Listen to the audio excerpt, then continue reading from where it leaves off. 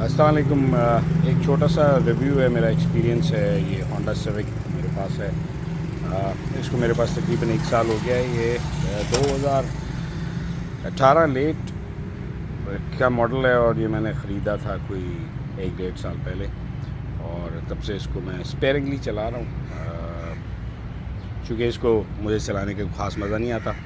बड़ी aggressive looks हैं आगे से, बड़ी इसकी रोड प्रेजेंस बड़ी अच्छी है। लाइट्स जो हैं इसकी आप देखें, इन्होंने अंडा दिया हुआ है एक तरफ, यानी प्रोजेक्टर लाइट दी हुई है जिसके अंदर हैलोजन येलो बल्ब है, और उसके साथ हाई बीम के लिए लेदर से दी हुई है। लुक्स एंग्री बर्ड की तरह से इसकी बत्तियों की हैं आगे, उसकी जो है ना वो आंखों की भवें भी गिरी हुई हैं। और speaking about it's performance, headlight की परफॉर्मेंस बिल्कुल फारिग है। जो प्रोजेक्टर हेडलाइन पे है उसके अंदर तो देखता ही नहीं है कुछ।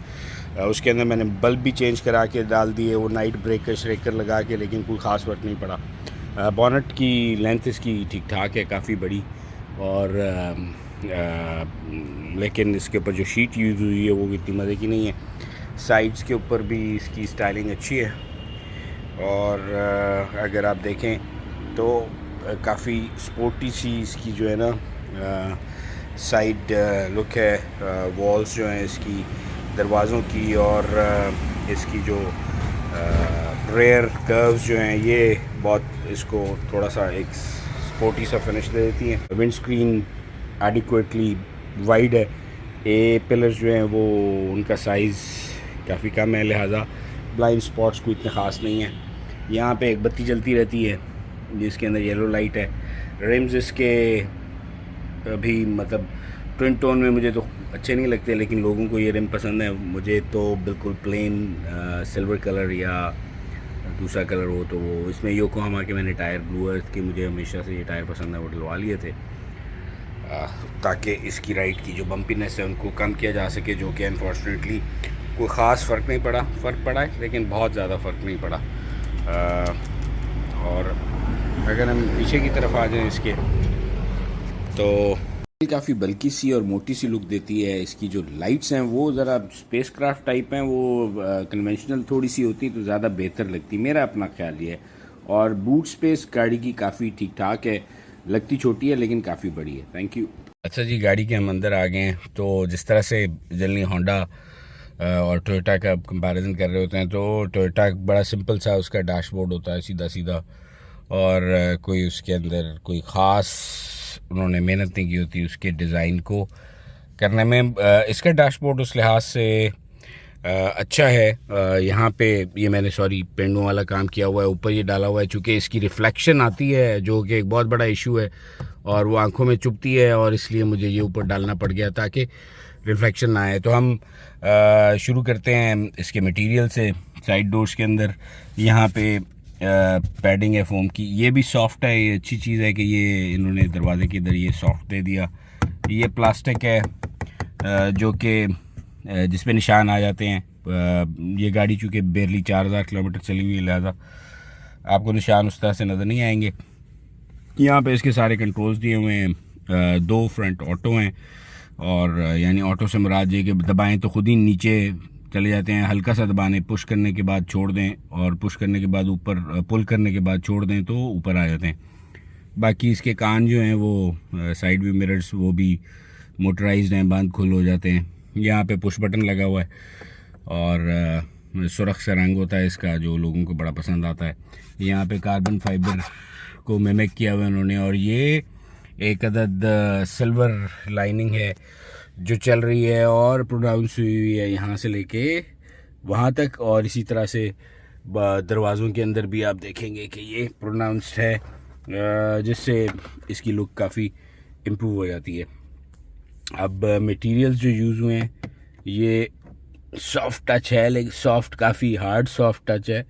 ये भी सॉफ्ट टच है यहाँ पे, बस इसका प्रॉब्लम ये है कि रिफ्लेक्शन इसकी बहुत आती है। इसके अलावा जो जो जो इसके हम स्पीडोमीटर की तरफ आ जाते हैं। ये स्पीडोमीटर जो है ना, ये मेरा कोई इतना फेवरेट नहीं है, लोगों को पसंद है, लेकिन मुझे जो है ना ज़रा उस वाला पसंद है, नीडलों वाला स्पीडोमीटर पसंद है। अच्छा है ये, इसके अंदर भी सुइयाँ हैं लेकिन वो डिजिटल टाइप सुइयाँ हैं। ये जो इन्होंने ये इसमें डब्बे बना दिए ना दो, ये इनकी मुझे समझ नहीं आई कि ये बीच में पार्टीशन के लिए ये क्यों लगाए हैं। अगर ये ना लगाते और एक वो ब्लेंडेड किस्म का मीटर होता तो ये आई एम श्योर कि ज़्यादा अच्छा लगता। ठीक है जी। सिंगल जोन क्लाइमेट कंट्रोल या डिजिटल एसी आप कह लें, इसको क्लाइमेट कंट्रोल कह लें, मतलब चूँकि ऊपर वो लिखा हुआ आ जाता है क्या नाम है टेम्परेचर, तो हम इसको क्लाइमेट कंट्रोल कह लेते हैं, वो है। और इस जगह के ऊपर आप देखेंगे कि वो लगा हुआ है, गियर लगा हुआ है, CVT गियर है इसके अंदर। यहाँ पे इको का बटन है जो अगर आप बंद कर दें तो थोड़ी सी परफॉर्मेंस, गाड़ी की परफॉर्मेंस, इंजन की पावर डिलीवरी इंप्रूव हो जाती है। एक गियर जो है उसकी रेशोस चेंज कर देता है, बेसिकली थोड़ी सी शायद ट्यूनिंग में भी चेंज कर देता हो।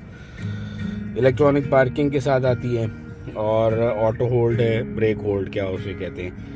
ये मैंने नहीं यूज़ किया, शायद काम करता हो, लेकिन करता ही होगा, ज़ाहिर लगाया हुआ है, लेकिन मैंने कोई ख़ास यूज़ नहीं किया। तो ये जगह इसकी अच्छी है, मुझे पसंद है। ये वाला जो पैनल है ना, ये इसका मुझे पसंद है। जो चीज़ मुझे पसंद नहीं है वो इसके AC की परफॉर्मेंस है, बहुत ही एवरेज सी परफॉर्मेंस है और शदीद गर्मी के अंदर आपको बताती है कि यार पता नहीं कि AC चल रहा है, अच्छा नहीं चल रहा, या गैस कम है या क्या चक्कर है। स्टीयरिंग बहुत अच्छा है, D शेप नहीं है, नीचे होना चाहिए था, ज़्यादा अच्छा लगता है। जो इससे पुराने मॉडल के अंदर बटन लगे हुए हैं ना जी, वो क्या है, वो जो दो रीबर्थ के अंदर बटन है, वो इससे बहुत बेहतर है। ये बटन एक तो हार्ड टू यूज़ है और इनकी उस तरह की मज़ेदार किस्म की वो फील और लुक भी नहीं है। तो मुझे बटन उस पिछली वाली से भी के ज़्यादा अच्छे लगते हैं। बाकी स्टीयरिंग का स्टाइल ठीक है, साइज़ भी अच्छा है। यहाँ पे नीचे कर देते, D बना देते तो बेहतर है। ना ऑटो हेडलाइट्स हैं इसके अंदर, ना ही रेन सेंसर है। ये दोनों चीज़ें होनी चाहिए थी इसके अंदर। ये मैं ज़रा इसकी आवाज़ कम कर लूँ। ये दोनों चीज़ें इसके अंदर होनी चाहिए थी। जो टोयोटा ने ऑटो हेडलैम्प्स शायद नहीं दिए हुए, लेकिन रेन सेंसर दिया हुआ है। बाकी यहाँ पे अगर आप देखेंगे तो वो है, क्या होता है, ये जो सनरूफ उसका कंट्रोल है और दो बत्तियाँ लगी हुई हैं। बड़ा सिंपल सी कहानी है। वो क्या ऐनक रखने की कोई जगह ऐसे नहीं बनाई हुई। जो ये साइड के ऊपर ए पिलर के ऊपर वो लगाए हैं, ये इनकी क्वालिटी ठीक है, लेकिन खड़कते हैं थोड़े से। ये मेरी गाड़ी में तो नहीं खड़कते, लेकिन मैंने सुना है खड़क जाते हैं। यहाँ पे एयर बैग लगे हुए हैं जो जापानी गाड़ियों के अंदर या बाकी दुनिया को दी हुई हैं उन्होंने। इसके अंदर वो एयर बैग नहीं है, इसमें वही दो आगे एयर बैग हैं और कोई ख़ास चीज़ नहीं है। पिछली सीट की कैपेसिटी आप देखेंगे कि मैंने सीटों के ऊपर गद्दियाँ लिखी हुई हैं, इसके ऊपर मैं बाद में आता हूँ। पीछे सीटिंग कैपेसिटी एडिक्वेट है, 2 एडल्ट्स तो बड़े आराम से बैठ जाते हैं, तीसरे एडल्ट के लिए थोड़ी सी क्रैम्प्ड अप जगह है, चूँकि यहाँ पे भी जो वो है हम्प है बीच में, तो वो पीछे बैठ के ना क्लॉस्ट्रोफोबिक, यानी कि ऐसा, वो खिड़कियाँ भी छोटी हैं और कोई इस तरह की सीटिंग है कि इतना कोई ज़्यादा मज़ा आता नहीं है। मैं वैसे पीछे बैठा नहीं हूँ, लेकिन मेरा ख्याल है कि आएगा नहीं मज़ा। और जनाब, बिल्ड क्वालिटी के अंदर प्लास्टिक का इस्तेमाल इन जगहों के ऊपर काफ़ी ज़्यादा है, लेकिन ठीक है। ये जगह सॉफ्ट है, ये जगह सॉफ्ट है, दरवाज़ों की ये वाली पैडिंग सॉफ्ट है, तो ये इसके अंदर मुझे कोई वो इशू नहीं है। हाँ, वो जो सुजुकी स्विफ्ट को कहते हैं ना लोग कि वो बिल्कुल इसके एज के ऊपर आके, वो स्क्रीन के एज के ऊपर आके वो बेंडिंग इफ़ेक्ट आता है, तो भैया इस गाड़ी के अंदर भी स्क्रीन के एज के ऊपर आप आके देखेंगे ना, मैं यहाँ पे कैमरे के अंदर नज़र नहीं आ सकता, जिस जगह पे आप ये स्क्रीन और वो डैशबोर्ड मिल रहा है, यहाँ पे इसके भी देखते हुए बेंडिंग का इफ़ेक्ट आता है और वो है, इसमें कोई शक नहीं है। इसकी परफॉर्मेंस की तरफ आ जाएं हम, तो ये मुझे मोटरवे के ऊपर जो है वो पता नहीं इसके अंदर कोई होगी या नहीं।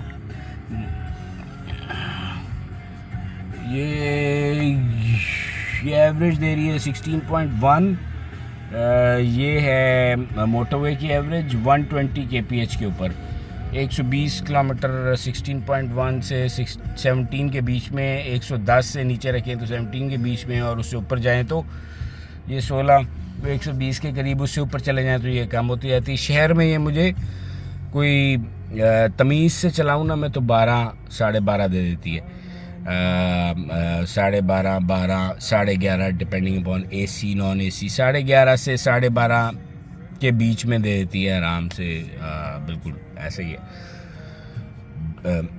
सीटिंग की तरफ, सीट की क्वालिटी इसकी बिल्कुल फारिग है, ऐसा लगता है मैं तख्ते के ऊपर बैठा हुआ हूँ। मतलब जो सुजुकी की ऑल्टो 660 सीसी है ना, मेरे ख्याल में उस गाड़ी की भी जो सीट की कुशनिंग है वो इससे बेहतर है। ये इन्होंने पता नहीं क्या फरारी की सीट समझ के बनाई कि लोगों ने गाड़ी जो है ना वो कॉर्नरिंग और रेस के लिए यूज़ करनी है।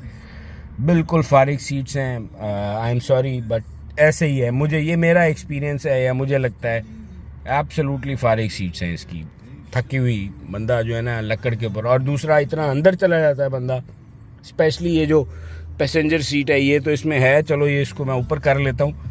जो इधर बैठा हुआ होता है वो ऐसा लगता है जैसे मतलब सबमरीन के अंदर बैठ के मुंह निकाल के बाहर बैठा हुआ है, वो उसको अजीब सी फीलिंग होती है। बहरहाल ये एक इशू है इसके अंदर। ये आई डोंट नो आप लोगों ने ये फील किया है नहीं, शायद होंडा की सीट्स होती डग इन है, लेकिन इतनी डग इन भी नहीं होनी चाहिए कि बंदे को बुरा फील होना शुरू हो जाए।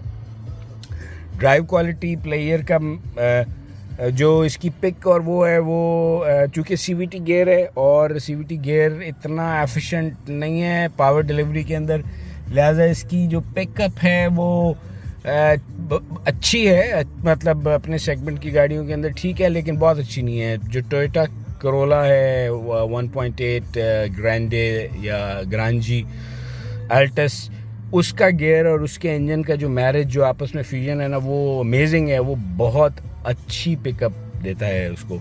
इसका गियर बस ठीक है, मतलब हाँ जी ठीक है। और सस्पेंशन इसकी थोड़ी सी करोला लाइक, थोड़ी सी होंडा लाइक है, यानी कि ना तीतर है ना बटेर है। तो उस वजह से जो है ना ये मतलब स्टिफनेस भी दे रही है और साथ में सॉफ्ट करने की भी कोशिश की है, और तो ना स्टिफ है ना सॉफ्ट है, बीच की चीज़ है। खड्डे आपको फील कराएगी बेहतरीन करके, लेकिन उतने नहीं जितनी इससे पिछला मॉडल कराती थी रीबर्थ, वो तो धड़ धड़ बजती थी, उससे काफ़ी बेहतर है। लेकिन स्टिल आई थिंक कि पाकिस्तानी रोडों के ऊपर जो ये हमारे इस्लामाबाद और लाहौर के पॉश एरियाज़ के अंदर लोग रहते हैं, उनको तो कोई मसला नहीं है, लेकिन हम जैसे लोगों को जिन्होंने हर तरह की रोडों पर ट्रैवल करना है, उनको ये बताती है कि भैया सस्पेंशन ठीक ही है बस। बाकी नॉन इश्यूज़ इसके अंदर इसकी जो वो क्या कंगी बोलते हैं उसको, कंगी का एक इशू है। मेरी गाड़ी तो अभी 5000 किलोमीटर चली, 5000 या 6000 किलोमीटर चली है, आई डोंट नो। तो मुझे शायद अभी कितना चल गई है, हाँ 6000 समथिंग चल गई है, 6016 किलोमीटर। तो मुझे अभी वो कंगी का इशू नहीं आया, लेकिन मैं डर रहा हूँ कि पता नहीं कब आ जाए, कभी ना कभी तो आ जाएगा, अल्लाह ना करे मेरा आए। लेकिन सुना मैंने यही है कि इसके अंदर वो आ जाता है। पेंट क्वालिटी ठीक है, सारी पाकिस्तानी गाड़ियों के अंदर इसी तरह की है, उसमें मुझे कोई प्रॉब्लम नहीं है। डिग्गी के अंदर चीज़ें आ जाती हैं, एडिक्वेट आ जाती हैं, ठीक है जी। तो गाड़ी ठीक है, ड्राइव भी ठीक है, फ्यूल एफिशिएंसी बेहतर की है होंडा ने अपनी। Cockpit layout is fairly good, better than Toyota Corolla, वो बिल्कुल ही सिंपल सी है, और थोड़ी सी लग्जरी प्रीमियम फील आती है, स्पेशली इस पूरे पैनल के साथ और ये इसके लेआउट के साथ। कुछ चीज़ें बड़े आराम से होंडा इम्प्रूव कर सकता था, वो पता नहीं वहाँ पे क्यों मार खा गए वो। तो ये है जी मेरी ओपिनियन इस कार के बारे में। अब आप अपनी राय से मुझे बताइएगा। Thank you.